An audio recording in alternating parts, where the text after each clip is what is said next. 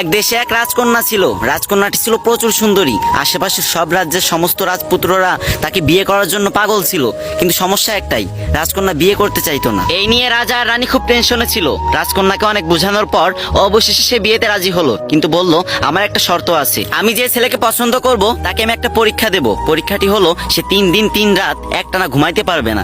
সে যদি এই পরীক্ষায় পাশ করে তাহলে তাকে আমি বিয়ে করব, আর যদি ফেল করে তাহলে তাকে আমি কঠোর থেকে কঠোরতম শাস্তি দেব। তারপর রাজা মেয়ের কথা মতো পুরো রাজ্যে ভেড়া পিটিয়ে দিলেন। তারপরের দিন রাজসভায় অনেক ছেলে এসে উপস্থিত হলো। তার ভিতরে রাজকন্যা একটা ছেলেকে পছন্দ করলো। এবার ছেলেটার পরীক্ষা দেওয়ার পালা। রাজকন্যা যে রুমে ঘুমাতেন সেই রুমের দরজার সামনে ছেলেটিকে দাঁড় করিয়ে রাখলেন এবং রাজকন্যার দাসীকে বললেন তুমি এর দিকে খেয়াল রাখবা, এ যেন সারা রাতে একটুও না ঘুমায়। ছেলেটি প্রথম রাতে একটুও ঘুমায়নি, কিন্তু দ্বিতীয় রাত যখন আসলো তার শরীর এতটাই ক্লান্ত ছিল যে সে দরজার পাশে ঘুমিয়ে পড়তে বাধ্য হলো। তারপর রাজকন্যা ঘুম থেকে উঠে সেই ছেলেকে কঠোর শাস্তি দিল, আর এই খবর পুরো রাজ্যে ছড়িয়ে পড়লো। কিন্তু এই খবর পাওয়ার পরও তার পরের দিন একটা ছেলে রাজসভায় আসলো। রাজকন্যার তাকে অতটা পছন্দ না হলেও তাকে পরীক্ষা দিতে বললেন। ছেলেটি যখন পরীক্ষা দিল আগের ছেলেটির মতো সেও ফেল করলো, তাকেও কঠোর শাস্তি দেওয়া হলো, আর এই খবর পুরো রাজ্যে ছড়িয়ে পড়লো। তারপর থেকে আর কোনো ছেলেই রাজকন্যাকে বিয়ে করতে রাজি হচ্ছিল না। এদিকে রাজার দুশ্চিন্তা আরো বেড়ে গেল। কিন্তু ওই রাজ্যে বাস করতো বাবু নামে একটা গরিব ছেলে। তার একটা বিশেষত্ব ছিল, সে যে কোনো কণ্ঠ কিংবা ডাক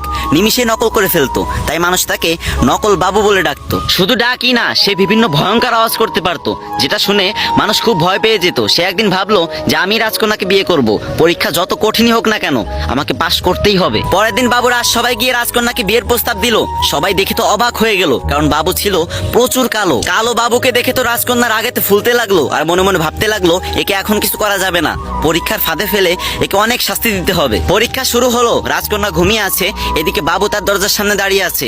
অনেক রাত যখন হয়ে গেল হঠাৎ করে বাবু একটা ভয়ঙ্কর আওয়াজ করে উঠলো। তখন রাজকন্যা আচমকা ঘুম থেকে উঠে গেল, আর চারিদিকে কাউকে দেখতে না পেয়ে বাবুকে জিজ্ঞাসা করলো আচ্ছা এই ভয়ঙ্কর আওয়াজটা কিসের? তখন বাবু খুব ঠান্ডা মাথায় উত্তর দিল দুষ্টু ভূতের। তখন রাজকন্যা বাবুকে ভয়ে ভয়ে প্রশ্ন করলো আচ্ছা দুষ্টু ভূত এখানে কি চাই? তখন বাবু উত্তর দিল দুষ্টু ভূত সুন্দরী অবিবাহিতা মেয়েদেরকে রক্ত চুষে চুষে খায়, পরে তাকে হত্যা করে।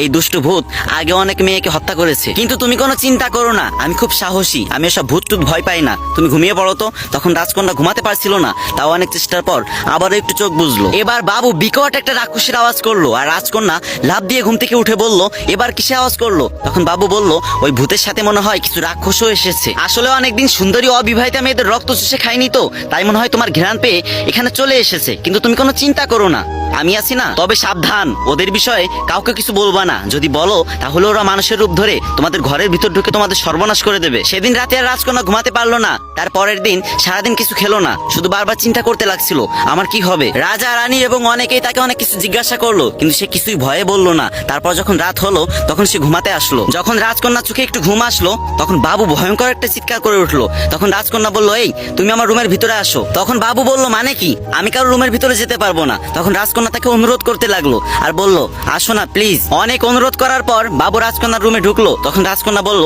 আমার পাশে একটু বসো না প্লিজ, আমি খুব ভয় পাচ্ছি, আমি বাঁচতে চাই, ওরা আমাকে মেরে ফেলবে। এভাবে অনেক অনুরোধ করতে লাগলো। তখন বাবু বলল আমি একটা অবিবাহিত মেয়ের সাথে একটা রুমে কখনোই থাকতে পারবো না, আমি গেলাম। তখন রাজকন্যা বাবুর হাত টেনে ধরলো আর বলল আজকে রাতটাই তো, একটু কষ্ট করে থাকো না, আমি কথা দিচ্ছি কালকে সকালেই তোমাকে আমি বিয়ে করব। এই ভিডিও শিক্ষণীয় বিষয় হচ্ছে এটাই, মানুষ যদি বুদ্ধি খাটিয়ে কাজ করে তাহলে অনেক কঠিন কাজও সহজ হয়ে যায়। ভাই বিশ্বাস করো এই রোদের ভিতরে এখানে দাঁড়িয়ে 2 ঘন্টা টাইম লাগছে আমার একটা ভিডিও করতে। কয়েক সেকেন্ড সময় নিয়ে কয়েকটা কপি লিঙ্ক আর একটা কমেন্ট করে যাইবা, জোর করতেছি না, যদি